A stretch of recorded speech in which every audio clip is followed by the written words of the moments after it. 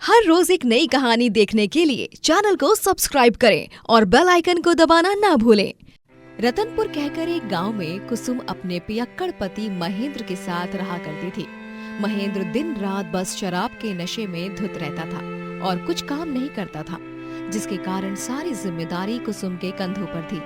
कुसुम बहुत अच्छा खाना बनाती थी और वो खाना बनाकर टिफिन में पैक करके लोगों को बेचती।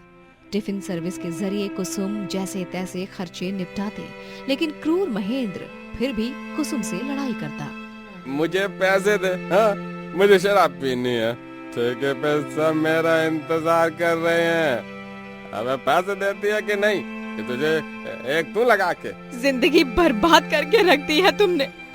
पता नहीं कौन सी मनहूस घड़ी थी वो जब मैंने तुम जैसे हैवान से शादी की। अरे जिंदगी बर्बाद तो तूने की है, वो भी मेरी। महेंद्र के झगड़ों से बचने के लिए कुसुम उसे पैसे दे देती और वो उन सारे पैसों को शराब और जुए में उड़ा देता। बेचारी कुसुम दिन रात गैस के आगे खड़े रहकर खाना बनाती और कड़ी मेहनत करके पैसे कमाती, फिर भी महेंद्र को उसकी कीमत नहीं होती। कुसुम के खाने में सभी ग्राहकों को उसके हाथ के बने छोले कुलचे बड़े पसंद होते। धन्यवाद कुसुम जी, आपके हाथ के छोले कुलचे तो मेरे ऑफिस में भी फेमस हो गए हैं। अभी तो ओ जी साडे पंजाबी विच भी इतने बढ़िया छोले कुलचे नहीं बनते जी, और जिन्ने बढ़िया तुसी बनाते हो कुसुम बहन जी, वो जी दिल खुश कर देता। ओए बल्ले बल्ले, ओ शाबा शाबा, ओ बल्ले बल्ले, ओ शाबा शाबा। धन्यवाद। ये लीजिए आपका टिफिन और ये आपका। अच्छा चलिए अब आप लोग यहाँ से चले जाइए। वो क्या है ना, फिर मेरे पति शराब पीकर आएंगे और आप ग्राहकों को यूं दरवाजे पर देखकर और भी गुस्सा हो जाएंगे। ग्राहक वहाँ से चले जाते हैं। महेंद्र दारू की बोतल को सर पे रखकर हिलते डुलते हुए नाचते गाते घर आता है। दारू पी के डांस करे डांस करे डांस करे, खुल के रोमांस करे डांस करे डांस करे, हा हा हा। अरे नशे से चढ़ गई, ओए पतंग से लड़ गई। ओए कुसुम मुझे और पैसे देना, अरे मुझे आज महंगी वाली दारू पीने का मन कर रहा है, देना पैसे। तुम्हारा दिमाग खराब हो गया है क्या? यहाँ खाना पकाते हुए, लोगों के टिफिन बनाते हुए दिन में 50 बार मेरा हाथ जलता है, फिर भी मैं मेहनत करती रहती हूँ। और तुम हो कि चुटकी में मेरे पैसे उड़ा देते हो। हाँ नहीं, मैं तुम्हें पैसे नहीं दूंगी, वो मेरी मेहनत के पैसे हैं। महेंद्र गुस्से से आग बबूला हो जाता है और वो गैस को उठाकर नीचे जोर से पटकता है और सारा रसोई का सामान यहाँ से वहाँ फेंक देता है। ये ले मेहनत मेहनत मेहनत, अरे तेल लेने गई तेरी मेहनत। ये तुमने क्या कर दिया? इन सब की वजह से तुम्हारा भी पेट पलता था। अब मैं क्या करूंगी? कैसे कमाऊंगी? खुद तो 24 घंटे नशे में धुत रहते हो, बेशरम कहीं। जबान संभाल के बात करना, वरना इस चाकू से ही तेरी जबान काट दूंगा। अब ना तो तू कुछ काम पाएगी और ना घमंड करके मुझे नीचा दिखाएगी। अरे तुझे क्या नीचा दिखाऊं रे? हाँ तू है क्या पियक्कड़ कहीं का, निकम्मा निगोड़ा। तेरी तो। महेंद्र को बहुत गुस्सा आता है और वो बेलन उठाकर कुसुम को मारने लगता है और उसके बाल भी नोचता है। कुसुम दर्द से जोरों जोरों से चीखती चिल्लाती और बिलखती है। बचाओ बचाओ, मत मारो मुझे, मत मारो, मुझे दर्द हो रहा है। ये ले बोल, और चला, और तेज कैंची की तरह अपनी जबान चला ना। ये ले। नहीं मुझे मत मारो, मत मारो मुझे, मत मारो। मार खा खाकर कुसुम एक ही बार में चिल्लाती है और वो अपने हाथ में घर में पड़ा हुआ बम्बू उठाती है और महेंद्र की तरफ क्रोधित आंखों से देखती है। इतिहास गवाह है, जब जब एक औरत कमजोर पड़ी है, उसके अंदर माँ काली आई है और उसने बुराई का सर्वनाश किया है। बस अब बहुत सह लिया तुझे मूर्ख आदमी। कुसुम महेंद्र को बम्बू से पीटती है और फिर अपना सारा सामान लेकर भयंकर ठंड में गांव से बाहर निकल जाती है और बस में बैठकर दूसरे गांव में चली जाती है और वहां जाकर अपने जीवन की एक नई शुरुआत करती है। वो सोचती है, क्यों ना मैं यहाँ पर टिफिन सर्विस चलाने की जगह छोले कुलचे का ठेला लगाऊं, क्योंकि मेरे टिफिन में से सबसे ज्यादा छोले कुलचे ही बिकते हैं।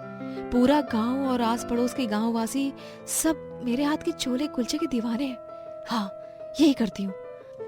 कुसुम लोखंड लकड़ियों से अपना एक ठेला लगाती है और सारे बर्तन और छोले कुलचे बनाने की सामग्री को बाजार से ले आती है और छोले कुलचे बनाकर बेचना शुरू करती है।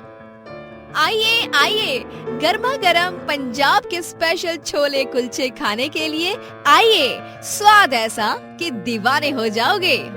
एक बार खाओगे तो बार बार आओगे। आइए आइए, छोले कुलचे, छोले कुलचे।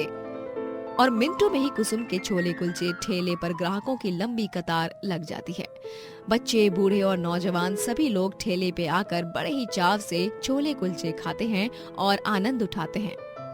ग्राहक तो कुसुम की तारीफों के पुल बांधते ही रहते हैं।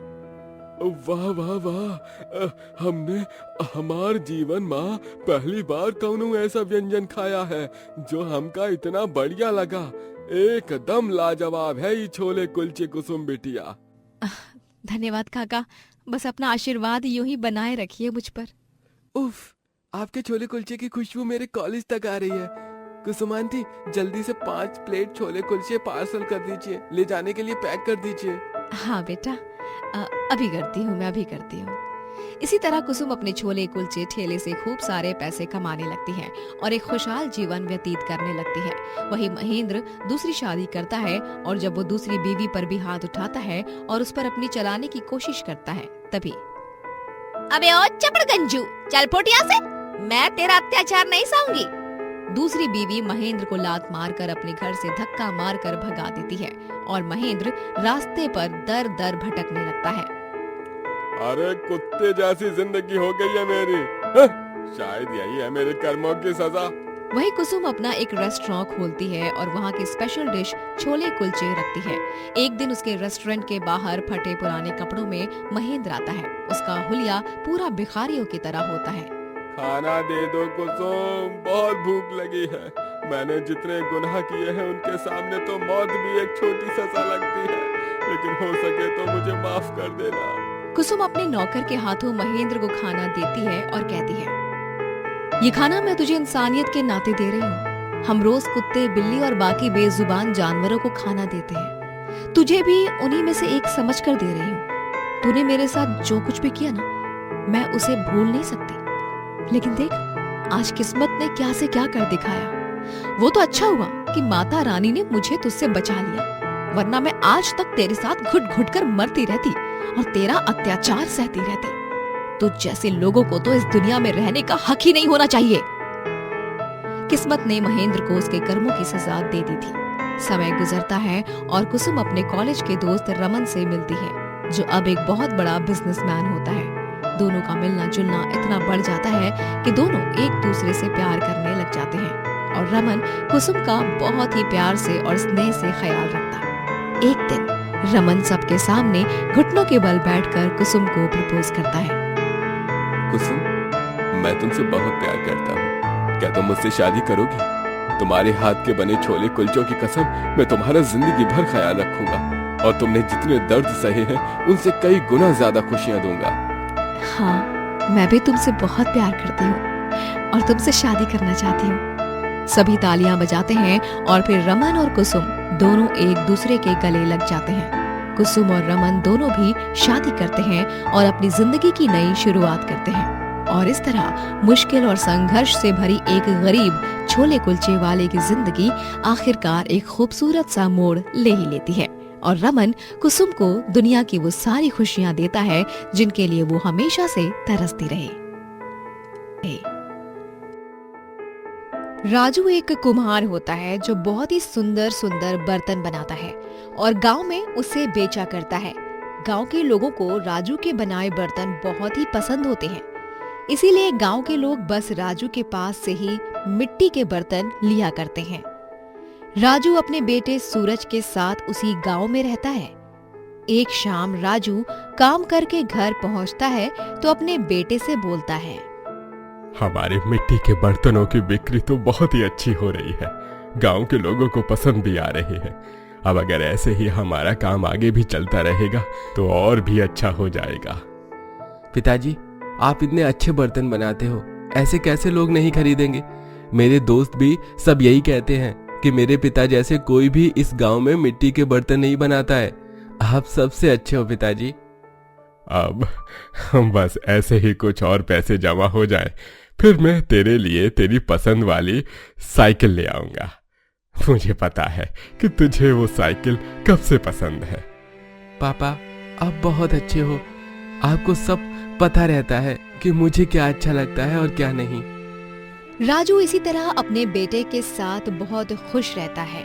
लेकिन उसी गांव में बिरजू नाम का एक और कुम्हार होता है जिसके पास कोई ग्राहक नहीं आते हैं।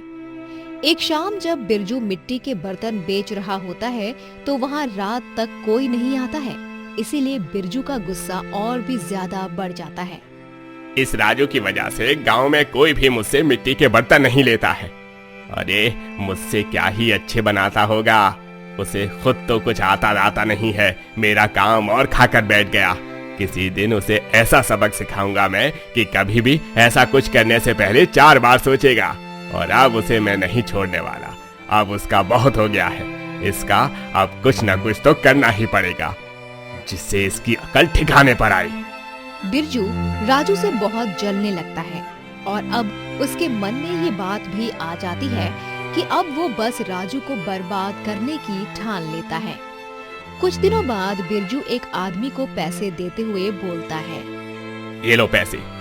शाम के समय यहाँ से राजू अपने मटके लेकर जाएगा और तभी तुम्हें उसे उड़ा देना है। मारना नहीं है, लेकिन उसको ऐसा ठोकना है कि उसके हाथ टूट जाए, अपाहिज हो जाए। मेरे रास्ते का सबसे बड़ा कांटा है वो। राजू शाम को उसी रास्ते से जाने लगता है और तभी गाड़ी वाला वहाँ से जाता है और अपनी गाड़ी से राजू को उड़ा देता है। वहाँ के लोग राजू को हॉस्पिटल पहुँचा देते हैं। उस एक्सीडेंट में राजू के दोनों हाथों में लकवा मार गया था और वो हाथ से अपाहिज हो जाता है। ये देखकर सूरज बहुत रोने लगता है। पिताजी के दोनों हाथ नहीं है। घर की परेशानी दिन पे दिन बढ़ती जा रही है। पिताजी पहले ही इतने परेशान रहने लगे हैं। अब अगर उन्हें ये पता चलेगा कि घर के बचे हुए पैसे भी खत्म हो गए, तब वो और भी ज्यादा परेशान हो जाएंगे। अब मुझे ही कुछ करना पड़ेगा। पिताजी ने अब तक घर के लिए बहुत कुछ किया है। अब सूरज खुद ही मिट्टी के बर्तन बनाता है और बेचने लगता है। कुछ दिनों बाद सूरज के पास एक औरत आती है और बर्तन देखने लगती है। अरे ये तो आड़े टेढ़े बर्तन हैं, इसको कौन खरीदेगा? आप ले लीजिए, भले ही थोड़े कम पैसे दे देना। नहीं नहीं, ऐसे बर्तन लेने का क्या ही फायदा, ऐसे बर्तनों का क्या ही इस्तेमाल होगा। हाँ नहीं तो। सूरज के बनाए बर्तन कोई नहीं ले रहा था और घर की समस्या भी बढ़ती जा रही थी। सूरज परेशान होकर जंगल के रास्ते घर जा रहा होता है। तभी उसे एक साधु बाबा दलदल में डूबते हुए दिखाई देते हैं। सूरज बिना सोचे समझे उन्हें बचाने चला जाता है और जैसे तैसे निकालता है उन्हें दलदल से। बाबा जी, आप ठीक तो है ना? आप दलदल में कैसे फंस गए थे? हाँ बेटा, मैं अब बिल्कुल ठीक हूँ। अगर तुम सही समय पर नहीं आते तो मैं दलदल में डूब जाता। तुमने आज मुझे बचा लिया। बाबा, खुशी है मुझे कि मैं आपके किसी काम आया। बेटा, तुमने मेरी जान बचाई है, इसलिए मैं तुम्हें कुछ देना चाहता हूँ। ये पोटली लो, इसमें जादुई बीज हैं। परेशानी तो हर किसी के पास ही होती है, लेकिन जो दूसरों की मदद करता है वही बड़ा होता है। और तुम इन बीज को बो देना, फिर देखना इन बीज का चमत्कार। भगवान तुम्हारे सारे कष्ट दूर करें। सूरज घर आता है और अपने खेत में उन बीजों को बोने लगता है और फिर घर आकर आराम से सोने लगता है। बाबा भी ना, आज के समय में ये जादू चमत्कार कैसे हो सकता है? लेकिन अगर बाबा ने इतने विश्वास से वो बीज मुझे दिए थे तो मैंने उन्हें बो दिया। अब जो होगा देखा जाएगा। मैं तो बस भगवान से इतना ही मांगूंगा कि मेरे घर की मुश्किलों को कम कर दे वो। सूरज भगवान से प्रार्थना करके सो जाता है। अगली सुबह जब सूरज उठकर खेत में जाता है तो वहाँ बर्तन ही बर्तन हर तरफ देखकर सूरज बहुत ही हैरान हो जाता है। ये क्या? ये तो सच में जादुई बर्तन की खेती हो गई, और वो भी रातों रात। उन बाबा की बात सच हो गई। सूरज अब उन बर्तन को बेचकर खूब पैसे कमाने लगता है। धीरे धीरे सूरज के घर के हालात अब सुधरने लगते हैं। सब अच्छा हो रहा होता है और एक बार फिर ये सब जब बिरजू को पता चलता है तो उसको जलन होने लगती है। इतनी मुश्किल से मैंने इसके बाप को यहाँ से भगाया था और अब इसका बेटा आ गया। बेटा तो बाप से भी 4 कदम आगे निकला।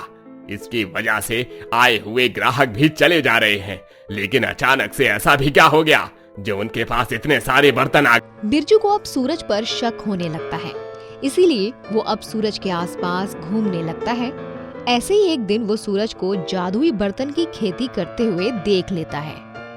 इसका मतलब मेरा शक बिल्कुल सही था, ये बर्तनों की जादुई खेती कर रहा है, तभी तो इतनी जल्दी इसने मेरे सारे ग्राहक छीन लिए। कोई बात नहीं, वो क्या सोच रहा था कि ये जादुई कमाल कोई दूसरा समझ नहीं सकता है। मैं सब समझ गया हूँ और अब जब ये मुझे पता चल गया है तो अब ज्यादा दिन तक वो सूरज इसका फायदा नहीं उठा सकता है। मैं आज रात में जाकर इसके जादुई बर्तन के खेत में आग लगा दूंगा, फिर देखता हूँ कि ये कैसे मेरे ग्राहक लेगा। बिरजू रात के समय सन्नाटे में सूरज के खेत में जाता है कि तभी बहुत तेज बारिश होने लगती है। ये अचानक से इतनी तेज बारिश कैसे हो सकती है? बिरजू खेत की तरफ आगे बढ़ने लगता है कि तभी बहुत तेज बिजली कड़कते हुए बिरजू पर आ गिर जाती है। बिजली गिरने के कारण भारी बरसात में भी बिरजू आग से जलकर राख हो जाता है। वही सुबह जब सूरज उठता है और अपने जादुई बर्तन को खेत में ले जाता है और खेत को चूमते हुए घर की ओर जाकर देखता है तो राजू का भी हाथ ठीक होने लगता है। बेटा, तूने देखा अब मेरी हालत में पहले से कितना सुधार है। भगवान, ये आपकी ही कृपा है। आपने मुश्किलें दी और फिर उन मुश्किलों से निकाला भी आपने ही। हमारे हालात सुधर गए, पिताजी के हाथ में बदलाव है। आपका बहुत बहुत शुक्रिया।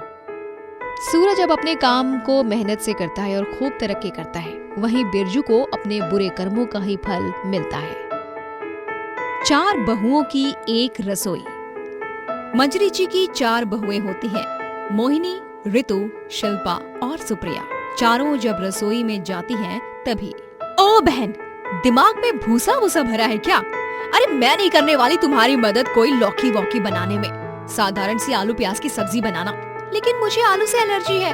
पनीर बनाते हैं ना, बड़े दिनों से मन कर रहा है गाइस यार। ओ मैडम, तुम तो चुप ही रहो वरना एक लप्पड़ लगाऊंगी। एक सब्जी काट के नहीं देती हो और बस हुक्म चलाती रहती हो किसी महारानी की तरह। नूडल्स बनाए? तुम ही खाओ, वो केचुए, हमें ना खिलाओ। ओहो, तो फिर खाने में बनाए तो क्या बनाए? यार कुछ ऐसा बनाते हैं जो हेल्दी हो, इजी हो और झटपट बन जाए। हेल्दी खुद को हीरोइन समझती है लेकिन है तो चुड़ैल। चुड़ैल? किसको बोली तू? तेरी तो ऐसी की तैसी। रुक जा, तुझे अभी बताती हूँ, रुक। सुप्रिया मोहिनी को बेलन से मारने लगती है और मोहिनी भी सुप्रिया को मारने के लिए कढ़ाई उठाती है। ऋतु और शिल्पा दोनों भी सुप्रिया और मोहिनी को रोकते हैं। तभी उन दोनों को भी एक दूसरे का हाथ लग जाता है और ये गलतफहमी हो जाती है कि शिल्पा की बच्ची, तूने जानबूझकर मेरे मुंह पे हाथ मारा ना, जोर से। हाँ? ओ डायन, अगर मुझे तेरे मुंह पे हाथ मारना होता ना तो मैं सीधे चाटा ना मारूं उल्टे हाथ का। तुझसे डरती हो क्या मैं? डरपोक कहीं की लोमड़ी। हाँ? तेरी हिम्मत कैसे हुई? रुक। और फिर ऋतु और शिल्पा दोनों में जंग छिड़ जाती है और वो दोनों भी एक दूसरे के बाल नोचने लगती हैं। और ऐसे ही चारों बहुएं एक दूसरे पर बर्तन से वार करने लगती हैं। और इस सब की चिल्लाहट सुनकर मंजरी भागे दौड़े रसोई में आती है। ओहो, तुम चारों के अंदर क्या कोई आत्मा घुस गई है क्या? क्यों एक दूसरे का खून चूसने के पीछे पड़ी हो? अरे रसोई एक औरत की सहेली होती है और वो अपने दिन का सबसे अधिक समय रसोई में ही बिताती है। घर का सबसे पवित्र स्थान एक रसोई ही होती है और तुम चारों नासपीटियों ने इस रसोई को ही युद्ध भूमि बना दिया। वाह! लेकिन माँ जी, कुछ मत बोलो तुम मुझे। तुम चारों को तो क्या खाने में बनाया जाए ये सोचने में ही 7 जन्म लग जाएंगे। इसीलिए मैंने फैसला ले लिया है, मैं आज से रोज सुबह शाम और रात में क्या खाने में बनेगा उसकी सूची तुम्हें दे दिया करूंगी और वही पकवान बनेंगे फिर। हाँ, ये आइडिया बुरा तो नहीं है, लेकिन माँ जी प्लीज ज्यादा मुश्किल पकवान मत देना बनाने के लिए। हाँ अरे तू बहू, तू तो चुप ही रह जा। इस घर में मेरी अनुमति के बिना एक बर्तन तक यहाँ से वहाँ नहीं हिलना चाहिए। इतना सब कहकर मंजरी चली जाती है और अब चारों बहुएं ही चिंताग्रस्त हो जाती हैं, क्योंकि उन्हें तो कुछ भी ठीक से बनाना नहीं आता। तभी सब गहरी सोच में पड़ जाती हैं और फिर मोहिनी के दिमाग में एक विचार आता है। सुनो, हमारे पति वैसे भी माँ जी के गल्ले में रोज पैसे डालते हैं, तो हम उन्हीं पैसों को रोज गुल्लक का ताला खोलकर उसमें से निकालेंगे और फिर बाहर से खाना मंगवाया करेंगे। और हमारी बेचारी सास मंजरी देवी को तो इस बात की भनक भी नहीं पड़ेगी। हाँ यार, ये तो सॉलिड आइडिया है। इससे तो हमारे कुछ पैसे खर्च भी नहीं होंगे, जो भी होंगे माँ जी के होंगे और हम चारों बहुओं की रसोई की लाज भी बनी रहेगी। फिर चारों बहुएं मंजरी के गुल्लक के ताले को तोड़कर उसमें से रोजाना पैसे निकालती और छुप छुप कर बाहर से खाना मंगवाती और उसे ही सबको परोस कर देती। सास मंजरी, ससुर इंद्रनील और चारों बहुओं के पतियों को जरा भी शक नहीं होता कि वो सारा खाना रेस्टोरेंट से आया है। वाह वाह बहू, लगता है चारों ने YouTube पर ऑनलाइन कुकिंग के वीडियो देखना शुरू किया है। हाँ पापा, खाना सच में बढ़िया बना है। हाँ, और ये बर्फी पे तो मेरा दिल आ गया। रोज ऐसी बर्फी मिल जाए तो जीवन तो यहाँ धरती लोक पर ही स्वर्ग लोक जैसा बन जाएगा। बहुएं आपस में फुसफुसाती हैं। अब इन बेचारों को क्या बताएं, ये सारा खाना हमने नहीं किसी और ने बनाया है। शांत बैठ जाओ रे, तू मरवाएगी क्या? ओह हाँ, सॉरी। बाहर का खाना मंगवाकर सब घर वालों को उल्लू बनाने का सिलसिला यूं ही कायम रहता है। दिन गुजर जाते हैं और चारों बहुएं अब सास की सेवा करके थक गई थी और उन्हें आराम करना था। और फिर वो चारों भी झूठ मूठ में बीमार होने का नाटक करती हैं, जिसके कारण सारा काम मंजरी को ही करना पड़ा। अरे माँ, ये क्या, आप झाड़ू सफाई कर रही हैं और आपके हाथ मसालों से भरे हुए? ऐसा क्या हो गया जो आज अचानक इतने सालों बाद आप में काम करने का जोश आ गया? जोश नहीं मेरे बच्चे, तुम चारों की प्यारी धर्म पत्नियां बिस्तर पकड़कर बैठ गई है ना। चारों भी एक साथ बीमार हो गई है और ऐसे में घर का सारा काम पड़ा है, इसीलिए बस सारा काम निपटा रही हूँ। और क्या करूँ? मंजरी अपनी चारों बहुओं की सेवा करने लग जाती है। उन्हें चाय, नाश्ता और खाना परोसती है, उनके लिए काढ़ा बनाती है और उन्हें बार बार देखने आती है। और चालाक बहुएं सास की इन हरकतों को देखकर बहुत खुश होती हैं। दिल को बहुत राहत मिल रही है। माँ जी असल में देखा जाए तो इस घर की महारानी है, लेकिन आज हम चारों बहुएं ने उन्हें नौकरानी बना ही डाला। चारों बहुएं मंजरी से बहुत सारा काम करवाती हैं। माँ जी, मेरे घुटनों में बड़ा दर्द हो रहा है, प्लीज बाम से मालिश कर दो ना। ठीक है ऋतु बहू। और माँ जी, मेरा ना रसगुल्ले खाने का बड़ा मन कर रहा है। डॉक्टर ने कहा है कि बीमारी में अगर कुछ खाने का मन करे तो खा लेना चाहिए, मन नहीं मारना चाहिए। ठीक है सुप्रिया बहू, मैं बना दूंगी रसगुल्ले, फिर तुझे अच्छा भी लगेगा और थोड़ी तबीयत भी सुधर जाएगी। मंजरी ऋतु के घुटनों की मालिश करती है और रसगुल्ले बनाती है और भी कई सारे काम करती है, लेकिन चारों क्रूर बहुओं को क्या पता था कि नाटक करते करते सच में वो बीमार पड़ जाएंगे और अगली सुबह उनका पेट बहुत खराब हो जाता है। तब डॉक्टर को घर पर बुलाने पर डॉक्टर कहते हैं, आप चारों ने शायद बीते कुछ दिनों में बाहर का बहुत खाया है, इसलिए आप चारों को फूड पॉइजनिंग हो गया है। आपकी सास, आपके ससुर और आप चारों के पतियों की इम्यूनिटी स्ट्रांग है, जिसके कारण उन्हें इस खाने से कुछ नहीं हुआ। तभी बहुओं को पता चलता है कि जिस खाने को वो बाहर से मंगवाते थे उसी की वजह से वो खुद बीमार पड़ गई हैं। हाय राम, हम चारों भी अपनी ही चाल में फंस गए। माँ जी को सच लगे, इसीलिए हम उनके गुल्लक से पैसे चुराकर रोजाना बाहर का खाना मंगवाते थे, जिसे खाकर बाकियों को तो कुछ नहीं हुआ, लेकिन हम चारों उसके शिकार हो गए। हमें थोड़े से एक्स्ट्रा एफर्ट्स लेकर अपने हाथों से ही खाना बनाना चाहिए था। स्वाद भले अच्छा नहीं होता, लेकिन घर का खाना घर का ही खाना होता है ना। मंजरी कमरे के बाहर चारों बहुओं की बातें सुन लेती है और उसे दरवाजे पर देख चारों घबरा जाती हैं और फिर भावुक होकर उससे माफी मांगती हैं। माफ कर दीजिए माँ जी, अब से हम चारों भी बिना लड़े झगड़े और बिना किसी आनाकानी के रसोई में खाना बनाएंगे। आपको इतनी तकलीफ देने के लिए हम चारों को बहुत शर्मिंदगी महसूस हो रही है माँ जी। आप हमें माफ तो कर देंगी ना माँ जी? प्लीज प्लीज प्लीज माँ जी प्लीज, हमें समझ में आ गया है, अब सब कुछ हमारी समझ में आ गया है, हमारी आंखें खुल गई हैं। माफी मत मांगो मेरी प्यारी चारों बहुओं, तुम्हें अपनी गलतियों का एहसास हो गया, यही बहुत है मेरे लिए। अगली बार से कोई बीमार होने का नाटक मत करना। और रही बात खाना बनाने की, तो इस दुनिया की हर बीवी हर बहू के हाथों में माँ अन्नपूर्णा का वास होता है, बस वो समय के साथ उभरता है। इस तरह चारों बहुओं की अक्ल ठिकाने आती है और वो एक साथ मिलजुल कर खुशी से स्वादिष्ट खाना बनाती हैं। दोस्तों, अगर आपको ये कहानी पसंद आई तो लाइक करें, शेयर करें और कमेंट करके बताएं कि कहानी में आपको सबसे अच्छा क्या लगा।